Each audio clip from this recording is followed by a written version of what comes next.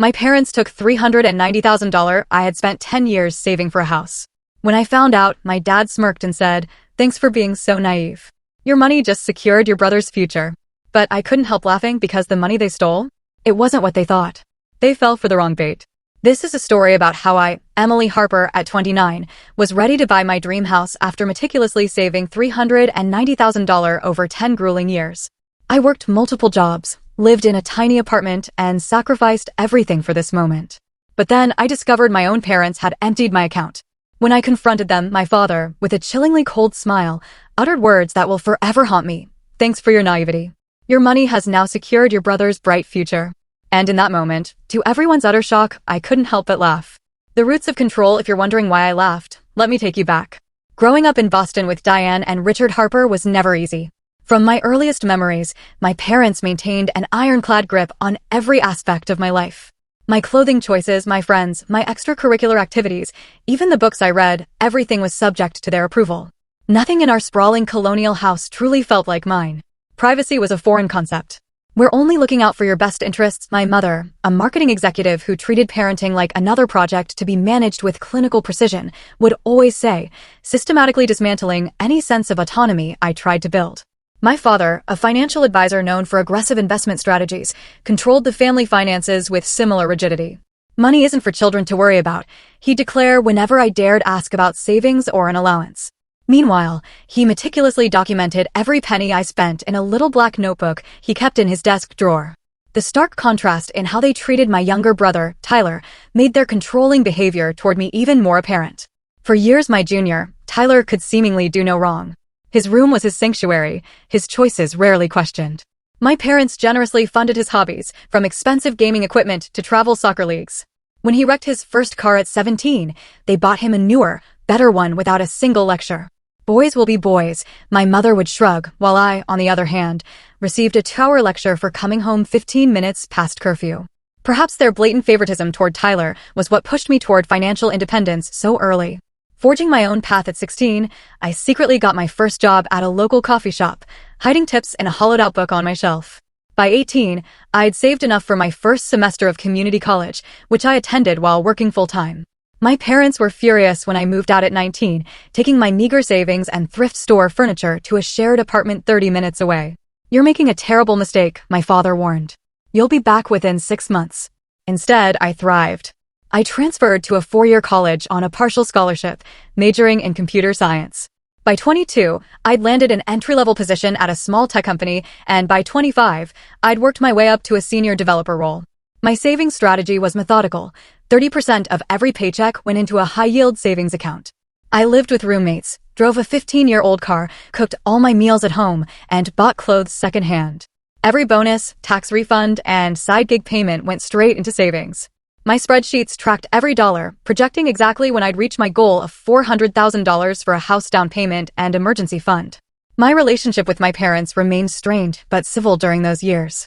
I visited on major holidays, called once a week, and expertly deflected their probing questions about my finances. "I'm doing fine" became my standard, non-committal response. The dream house and a gut feeling then, 3 years ago, I met Jessica at a tech conference, and my life expanded in ways I hadn't anticipated. She was brilliant, funny, and understood my drive for independence without me having to explain a thing. After a year of dating, we moved in together, further reducing my living expenses and accelerating my savings timeline.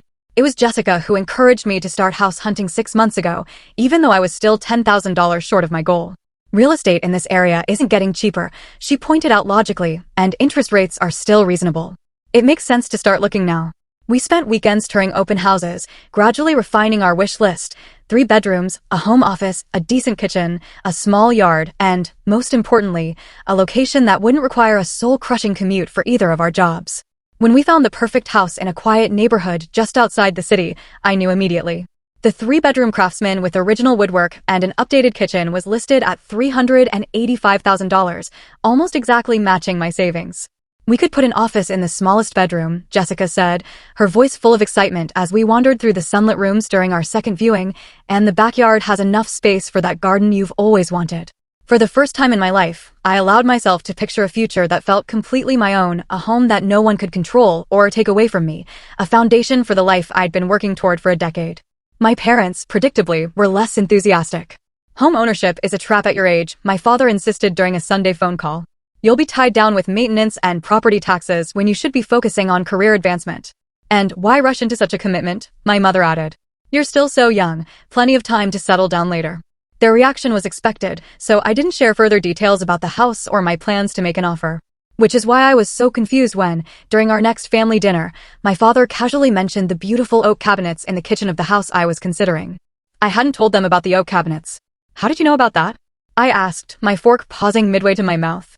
My father looked momentarily flustered before recovering. You must have mentioned it during our last call, he said smoothly. I knew I hadn't, but I let it slide, attributing it to coincidence or perhaps Jessica mentioning it during a separate conversation with them. Looking back, that moment should have been my first warning that something wasn't right. The discovery, the first concrete sign that something was truly wrong, came 3 days after that dinner. My phone buzzed with a notification I didn't recognize. Account access confirmed from new device. I frowned at the alert from my banking app, which I hadn't even opened that day. I immediately logged in through my secure browser and checked my recent activity. Everything looked normal, no unauthorized transactions. Still, the notification bothered me enough that I called the bank's customer service line. We show a login from a new IP address at 2:15 p.m. today, the representative confirmed after verifying my identity. It appears to be from within your state. Would you like us to lock your account and issue new credentials? Since nothing seemed amiss with my balance or transaction history, I opted for a password change instead, assuming I'd perhaps logged in from work and forgotten. Still, a nagging sense of unease lingered. 2 days later, it happened again. This time, I received an email notification about a successful login from an unrecognized device. I immediately called the bank again, this time speaking with a security specialist named Marcus. Miss Harper, I'm showing multiple access points to your account over the past week, he explained after reviewing my records. Some appear to be from mobile devices not registered to your profile. Is anything missing? I asked, my heart beginning to race. Has anyone transferred money out? I don't see any unauthorized transfers yet, but there have been several inquiries about wire transfer procedures, Marcus replied. Would you like me to place a temporary freeze on your account while we investigate further? I agreed immediately, setting up additional security protocols, including a requirement for verbal confirmation of any transfers over $1,000. Marcus assured me they would monitor my account closely and suggested I run a security scan on all my devices. That evening, I did exactly that, starting with my phone and then moving to my laptop. Nothing appeared unusual until I ran a deep system scan on my personal computer, the one I'd had for about 3 years and primarily used for managing my finances and personal projects. The scan revealed an unfamiliar program running quietly in the background, something that didn't appear in my regular programs list. After some research and a call to a tech-savvy friend, I discovered it was a sophisticated tracking software that could record keystrokes, capture screenshots, and essentially monitor everything I did on my computer. My blood ran cold as I tried to determine when and how this software had been installed. Then I remembered. About 4 months earlier, my laptop had been running slowly, and during a visit to my parents' house, my father had offered to clean it up for me. I'll run some diagnostics and optimization programs, he'd said, taking my computer into his home office for several hours. You know, this is what I do for clients all the time. He'd returned it later that evening, noticeably faster and good as new. I thanked him, never suspecting he'd used the opportunity to install spyware. With growing dread, I realized this meant my parents had potentially been monitoring my financial activities for months. They would have seen my online banking sessions, my house hunting searches, every email about mortgage pre-approval, and even conversations with Jessica about our future plans. The betrayal, my hands shaking, I logged into my main savings account using Jessica's tablet, bypassing the temporary freeze with a phone verification. The balance read $0. Where there should have been $390,000, the result of 10 years of disciplined saving and sacrifice, there was nothing. I frantically checked my transaction history to find a wire transfer completed the previous day, sending the entire balance to an account I didn't recognize. The room spun around me as Jessica rushed over, alarmed by the sound that came out of my throat, something between a gasp and a scream. Emily, what's wrong? She asked, gripping my shoulders as I stared blankly at the screen. It's gone, I whispered. Everything. 10 years of savings. The house. Our future. It's all gone. Jessica took the tablet, quickly scanning the information. This has to be fraud, she said firmly. We'll call the bank right now and report it. They can reverse wire transfers if we act quickly. But as I regained my composure and looked more closely at the transfer details, a sickening realization dawned. The receiving account holder information included a name I recognized all too well, Richard Harper. My father. It's not fraud, I said quietly. It's my parents. I tried calling them immediately, but neither answered. Text messages went unread. I even emailed both their personal and work addresses with a subject line emergency, please contact me, but received no response.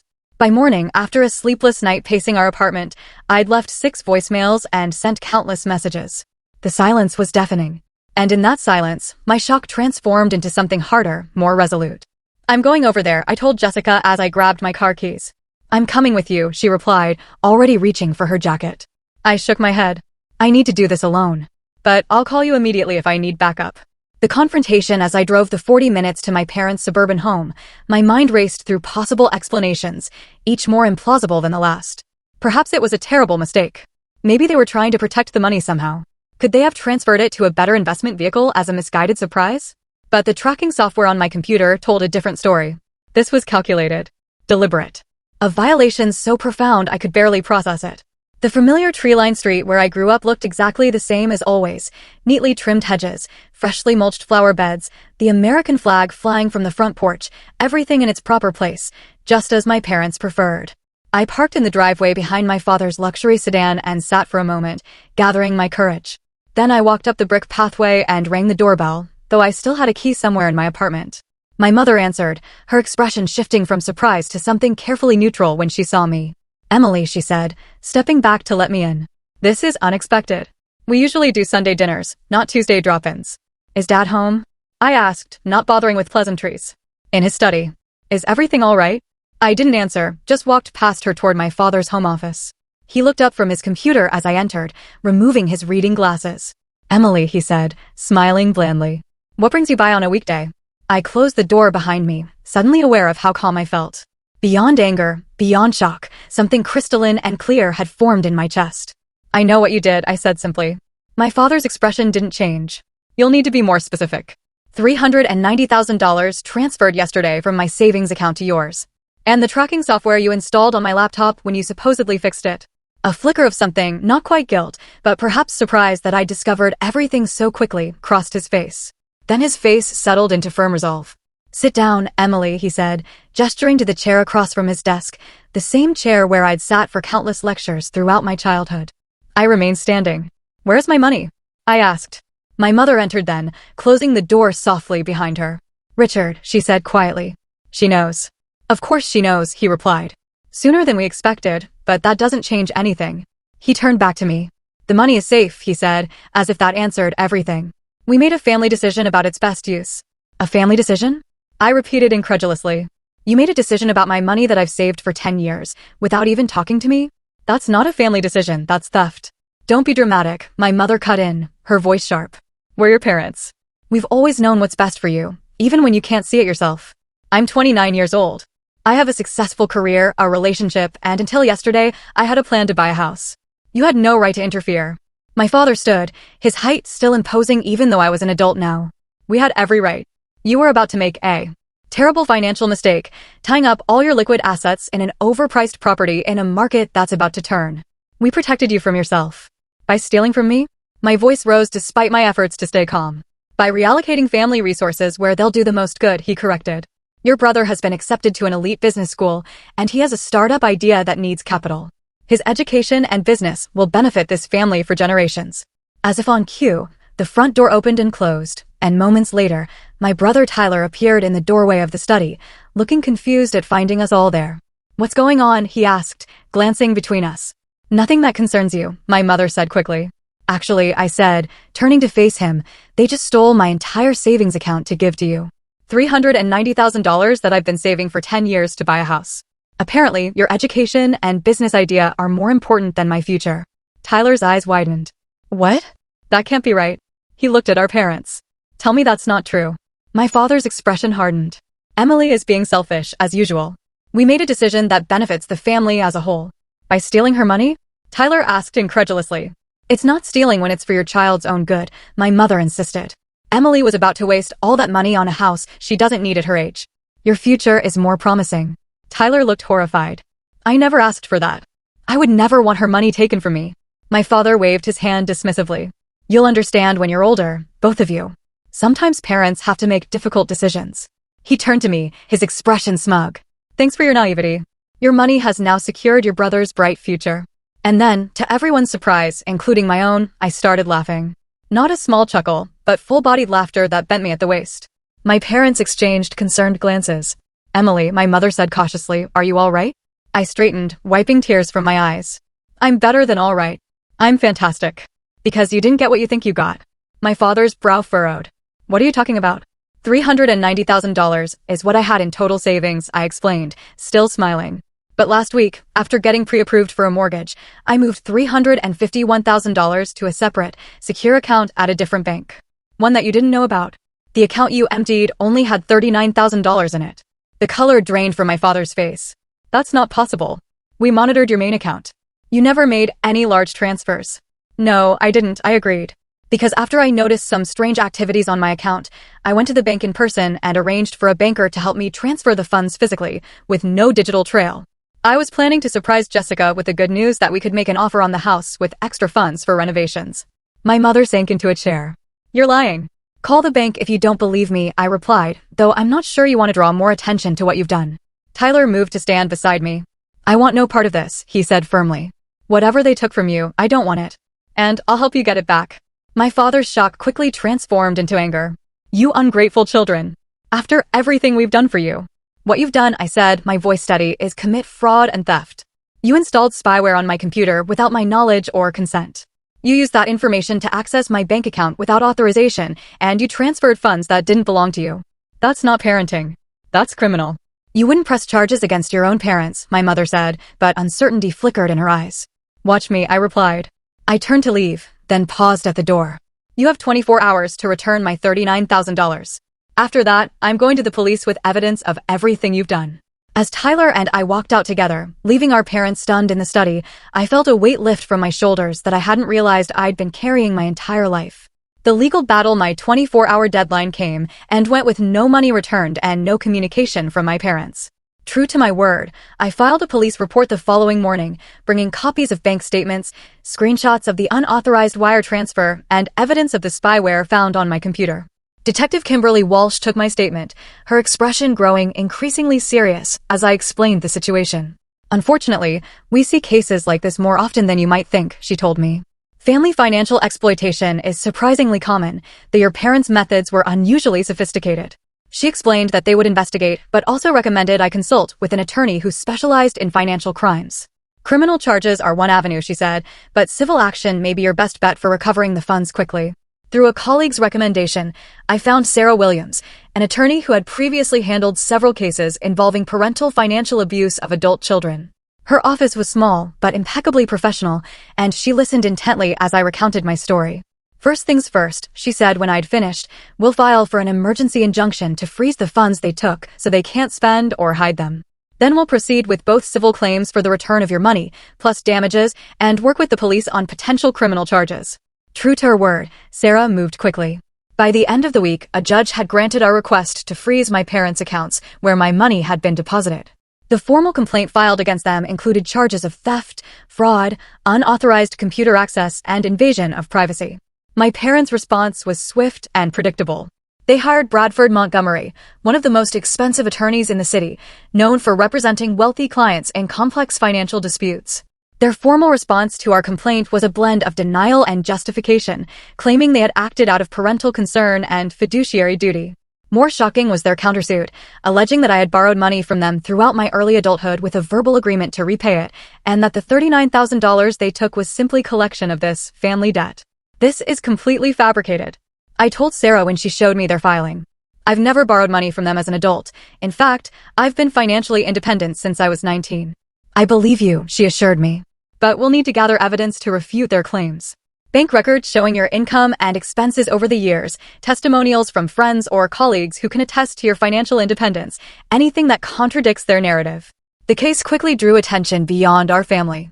The local news ran a story about modern digital privacy concerns, without naming us directly, but clearly referencing our situation.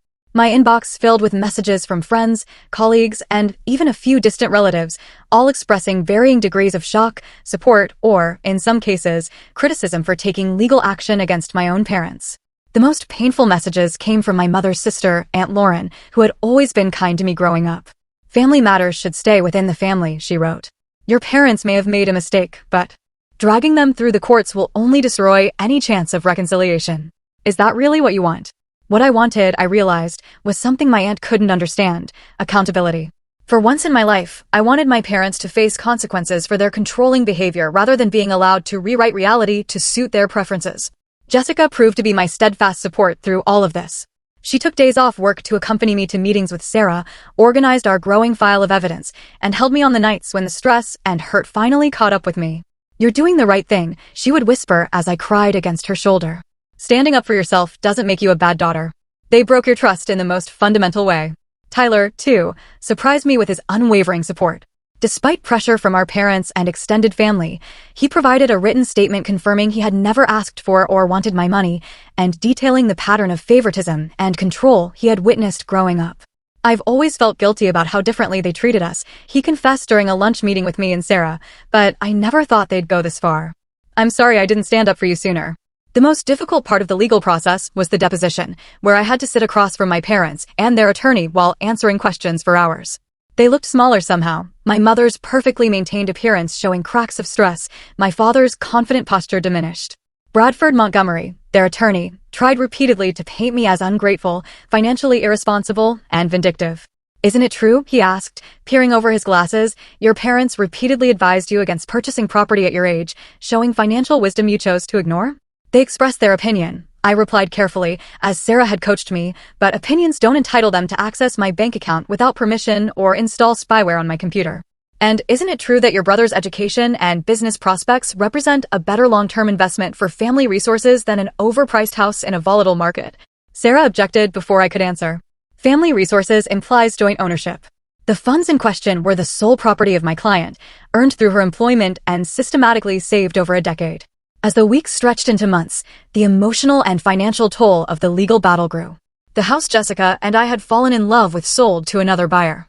My parents began a whisper campaign among family friends, suggesting I had mental health issues that had led to false accusations against them. "Thanks for your naivety. Your money has now secured your brother's bright future." As if my decade of hard work and sacrifice meant nothing. As if I existed only to further his preferred child's opportunities. So we pressed on. Sarah gathered digital forensics experts who testified about the sophisticated nature of the spyware installed on my computer and traced its installation directly to the time period when my father had possession of my laptop. Bank records clearly showed my consistent pattern of saving over 10 years, contradicting my parents' claims of debt repayment. The case was scheduled for court, with a hearing date set for exactly 3 months after my initial discovery of the theft. Despite my parents' attempts to delay, the judge denied their motions, citing the straightforward nature of the evidence. As we prepared for our day in court, Sarah received an unexpected phone call. Bradford Montgomery wanted to discuss settlement terms. My parents, it seemed, had finally realized they might not win this battle. The hearing and the courtroom was smaller than I'd imagined, with worn wooden benches and fluorescent lighting that seemed too harsh for the weight of what was about to unfold. I sat beside Sarah at the plaintiff's table, my back straight despite the knot of tension between my shoulder blades. Across the aisle, my parents sat with Bradford Montgomery, neither looking in my direction. Judge Patricia Alvarez entered, and the proceedings began with opening statements. Sarah went first, her voice clear and confident as she laid out the facts of the case without emotional embellishment. "This case is fundamentally about violation," she concluded. "Violation of privacy through unauthorized surveillance software, violation of financial autonomy through unauthorized account access, and, most painfully, violation of the sacred trust between parent and child." Bradford Montgomery's opening painted a different picture, portraying my parents as concerned mentors who had tried to guide their impulsive daughter away from financial ruin. "The Harpers have decades of financial expertise between them," he argued smoothly. "They witnessed their daughter about to commit her entire savings to an overpriced property in a precarious market. Their actions, while perhaps overzealous, were motivated by parental protection, not criminal intent." When my turn came to testify, I walked to the witness stand on legs that felt both numb and shaky. After being sworn in, I looked out at the courtroom, briefly meeting Jessica's encouraging gaze from the gallery. "Miss Harper," Sarah began gently, "please tell the court about your financial history since becoming an adult." I described my path to independence, the multiple jobs, the careful budgeting, the systematic saving, all documented in the financial records already submitted as evidence. I explained my dream of home ownership and the security it represented to me. "And when did you first suspect something was wrong with your account?" Sarah prompted. I detailed the strange notifications, the discovery of the spyware, and the devastating moment when I realized my entire savings had vanished, transferred to an account in my father's name. Did you ever give your parents permission to access your financial accounts? No. Never. Did you ever agree that your savings should go toward your brother's education or business ventures? Absolutely not. And how has this incident affected you, Miss Harper? I paused, gathering my thoughts. Beyond the obvious financial impact, it shattered my sense of security. The two people who were supposed to protect me instead exploited my trust in the most intimate way possible, monitoring my private communications and taking what I'd worked so hard to build. There are moments I still can't believe it's real. Bradford Montgomery's cross-examination was aggressive, as expected. He questioned my financial knowledge compared to my father's expertise. He implied that my decision to buy a house was emotionally driven rather than financially sound. He even suggested that my parents had discussed their concerns with me multiple times, and I had stubbornly refused to listen. No, I corrected firmly. They expressed opinions about my house hunting, yes, but at no point did they say, "We're considering taking your money for your brother instead." That's not a conversation we ever had. The digital forensics expert who examined my computer was next, methodically explaining how the spyware worked, when it was installed, and the extent of surveillance it enabled. This software captures keystrokes, including passwords, she explained to the visibly disturbed judge. It takes periodic screenshots without the user's knowledge and uploads them to a remote server. It can even activate the computer's camera and microphone remotely. This is not consumer-grade parental monitoring software, but rather sophisticated surveillance technology typically used in corporate espionage or by private investigators. My father shifted uncomfortably in his seat as she detailed the exact date and time the software was installed, matching precisely to when he had taken my laptop to fix it. Perhaps the most damaging testimony came from an unexpected source. The bank manager who had helped me transfer the majority of my savings to a secure account took the stand, confirming that I had come to the bank in person, expressed concerns about unusual account activity, and asked for assistance in protecting my assets.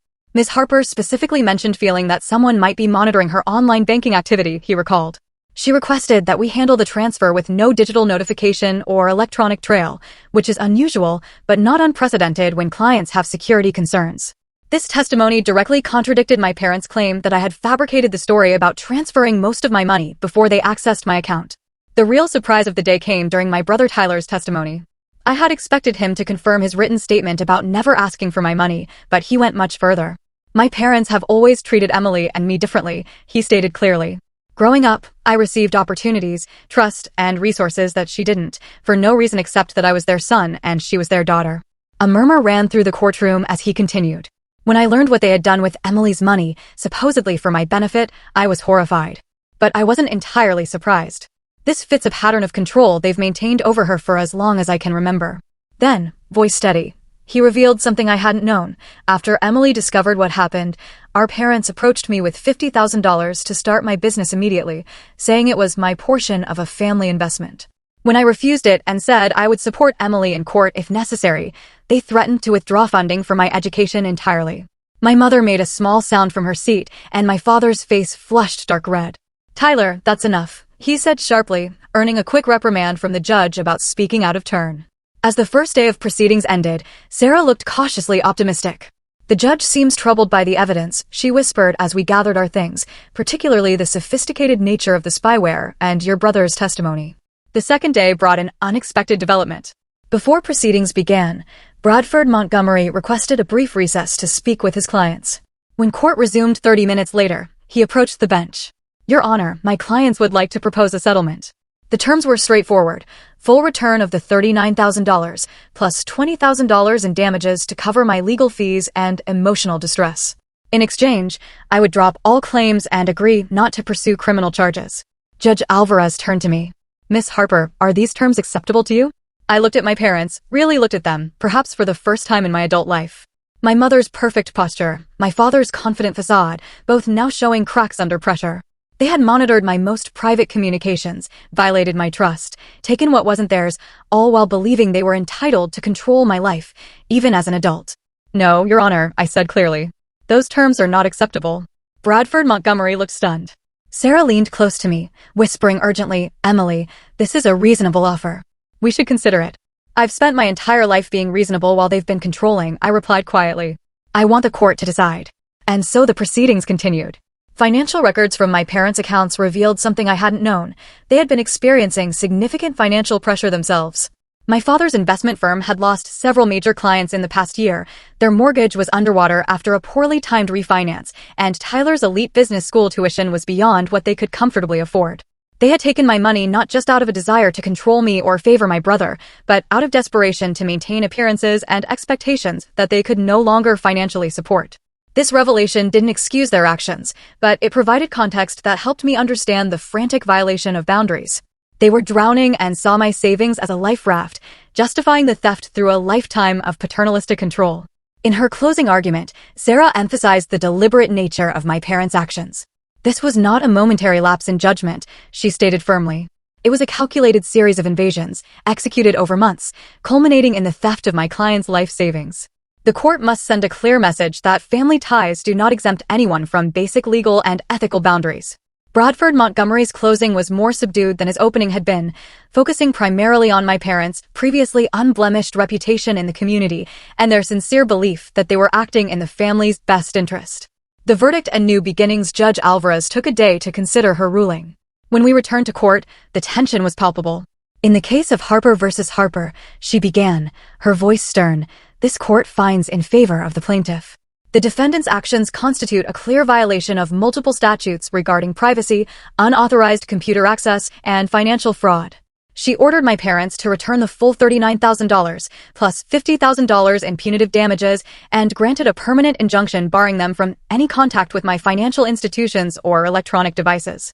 While the court acknowledges the special relationship between parents and children, she added, looking directly at my parents, that relationship does not confer ownership or control of an adult child's assets.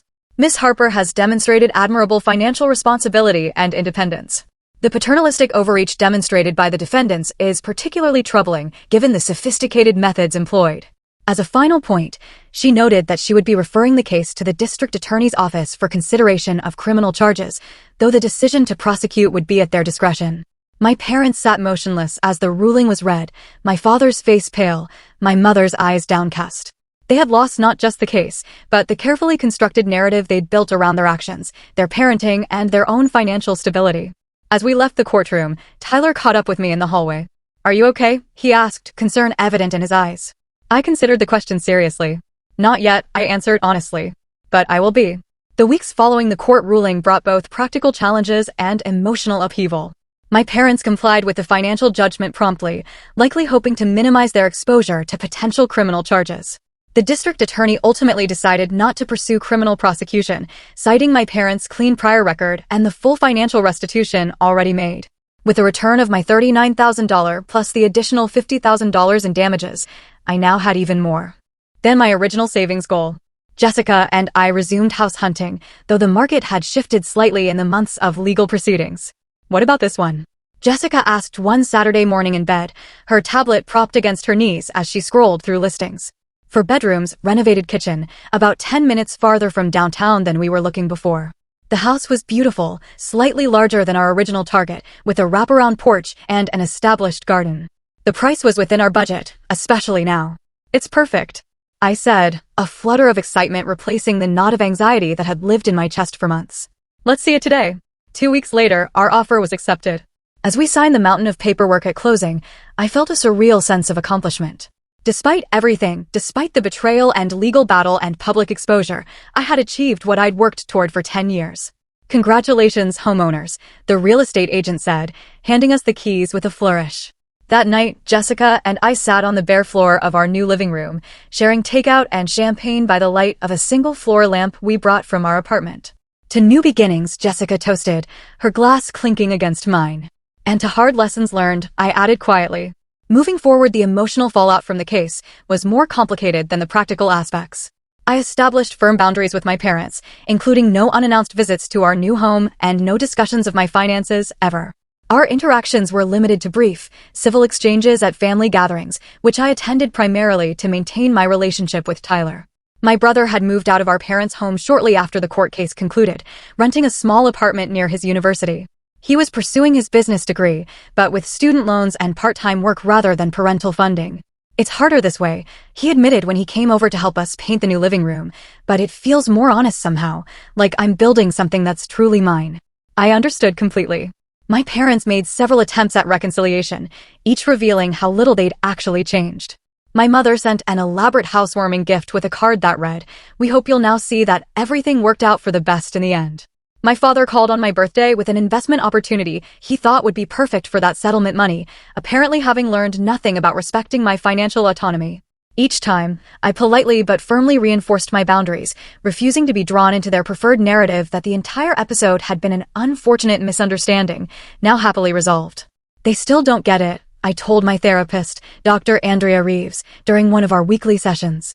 I had started therapy shortly after the court case, recognizing that legal resolution hadn't automatically healed the emotional wounds. They see the outcome, the house, the money, but they don't understand what they destroyed. Trust, once broken, is incredibly difficult to rebuild. Dr. Reeves agreed, especially when the breaching party doesn't fully acknowledge the violation. Your parents may never truly understand the impact of their actions. Your healing can't depend on their recognition. That was perhaps the hardest lesson, accepting that my parents might never genuinely understand or apologize for what they'd done. My choice was to either continue hoping for a validation that might never come, or to build my life and healing independent of their acknowledgement. I chose the latter path. Jessica and I created our home together, filling it with furniture we loved, painting the walls colors that made us happy, and gradually transforming it into a sanctuary that felt entirely our own. We established traditions and rhythms that had nothing to do with my family of origin. The professional consequences of the case surprised me. While I'd worried about potential embarrassment or career damage from the public court proceedings, the opposite occurred. My story resonated with many people, particularly young professionals navigating complex family financial dynamics. At a tech conference 6 months after the case concluded, I was approached by a senior developer from a major cybersecurity firm. "Your experience was unfortunately common," she told me over coffee. "The technical aspects of your case, combined with your background in development, make you uniquely qualified to understand both the emotional and technical dimensions of privacy violations. We have an opening on our family security team if you're interested." The position offered a significant salary increase and the opportunity to develop tools specifically designed to protect individuals from the kind of surveillance I had experienced. After careful consideration, I accepted, finding unexpected purpose in transforming my painful experience into protection for others. Jessica's career was thriving too. Her design consultancy had landed several major clients, and she was considering bringing on a partner to manage the growing workload. Our professional success, combined with our new home, created a foundation of security that helped heal some of the trust wounds inflicted by my parents. One crisp fall evening, as we sat on our new porch swing watching the neighborhood children play across the street, Jessica reached into her pocket and pulled out a small velvet box. "I've been waiting for the right moment," she said, her voice uncharacteristically nervous, "and I realized there might not be a perfect time, but this feels close." Inside the box was a simple, elegant ring. "I know we've talked about marriage in the abstract," she continued, "but after everything we've been through this year, I'm more certain than ever that you're who I want to build a life with. Will you marry me?" The joy that flooded through me in that moment was untainted by the shadows of the past year. "Yes," I said simply, letting her slide the ring onto my finger before pulling her close for a kiss that tasted like promises and possibility. Tyler was the first person I called with the news, and his genuine happiness for us was another small healing. He had become not just my brother, but my friend, our relationship recreated on healthier terms now that we were both free from our parents' manipulative dynamics. Our first holiday season in the new house approached with a mixture of anticipation and apprehension.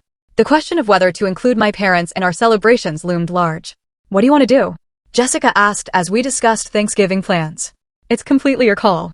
After much consideration, I decided to host a small gathering that included Tyler and a few close friends, but not my parents. Instead, I sent them a brief but civil card wishing them well for the holiday. It wasn't forgiveness, exactly, not yet, but it was a conscious choice not to let their actions continue to dictate my life choices or emotional well-being. I was building something new, something that honored the strength I discovered in standing up for myself, while leaving space for joy, connection, and even eventual healing. As Jessica and I prepared our first Thanksgiving dinner in our new home, surrounded by chosen family, I realized that despite everything, perhaps because of everything, I had found my way to exactly where I was meant to be. A year later, growth and lasting lessons 1 year after the court ruling, my life had transformed in ways both visible and invisible. Our house had become a true home, with a vegetable garden in the backyard and walls filled with artwork and photographs. Jessica and I had married in a small ceremony on our property, with Tyler as my person of honor and a handful of close friends as witnesses. My relationship with my parents remained limited but civil.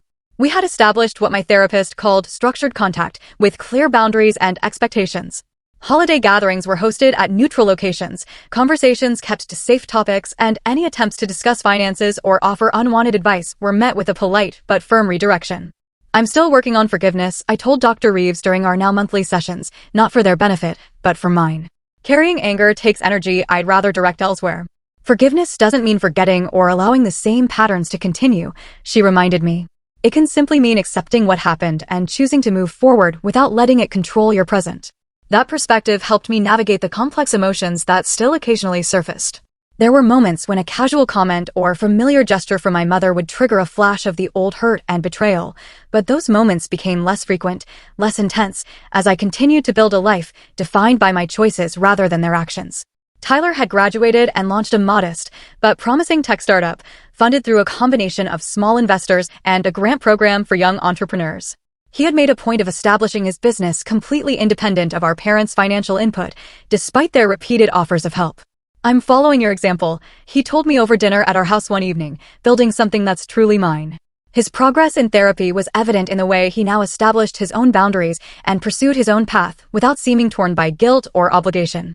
We had both learned that family connections, while important, weren't worth sacrificing our autonomy or self-respect. The most unexpected development of the year had been my growing involvement in financial education and digital security awareness. What had begun as a single guest lecture at a local community college, sharing my experience with identity protection students, had evolved into a regular speaking engagement and eventually a workshop series I developed called Digital Boundaries. The workshops combined practical skills for securing personal information with deeper discussions about setting and maintaining boundaries, particularly in family financial dynamics. I partnered with local domestic violence organizations, recognizing that financial control was often an overlooked aspect of abusive relationships. "Your story resonates because it's about more than just money or technology," my co-facilitator, Marissa, explained after a particularly impactful session. "It's about the fundamental right to independence, to build your own life on your own terms." Jessica's design business had grown enough that she had taken on 2 employees and moved to a small office space downtown. Her work brought beauty and function to spaces throughout our city, while my career in cybersecurity allowed me to create protection and peace of mind for vulnerable users. Together, we had created not just a home, but a foundation for meaningful work that extended beyond our own experience, transforming pain into purpose in ways I couldn't have imagined during those dark days after discovering my parents' betrayal. My perspective on family had evolved significantly. I'd come to appreciate that biology offered no guarantees of healthy connection or mutual respect. The most meaningful relationships in my life were now built on choice, trust, and reciprocity rather than obligation or shared DNA. "Family is who sees you clearly and loves you anyway," Jessica said one evening as we hosted a dinner gathering that included Tyler, my closest work colleagues, and friends who had supported us through the legal battle and beyond. Looking around the table at these people who had chosen to show up for me, who had earned my trust and honored my boundaries, I knew she was right. This understanding didn't diminish the complexity of my feelings about my parents. I could acknowledge their formative role in my life, even some positive aspects of my upbringing, while still maintaining the boundaries necessary for my well-being. I could wish them well without allowing them the opportunity to harm me again. On the anniversary of the court ruling, I received an unexpected email from my father.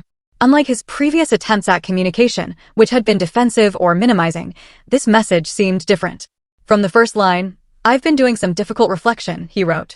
"While I still believe our intentions were to protect the family, I've come to recognize that our methods were deeply wrong. The privacy violation and taking your money without permission were inexcusable breaches of trust, regardless of our motivations. I don't expect this acknowledgement to change anything between us, but after a year of therapy of my own, I felt it important to take responsibility for my actions without qualification." I read the message several times, sharing it with Jessica and discussing it in my next therapy session. It wasn't a magical resolution, not a Hollywood moment of tearful reconciliation, but it was perhaps the first genuine accountability my father had offered in my entire life.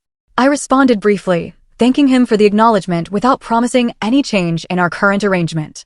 True repair, if it was ever possible, would require sustained change over time, not a single moment of insight.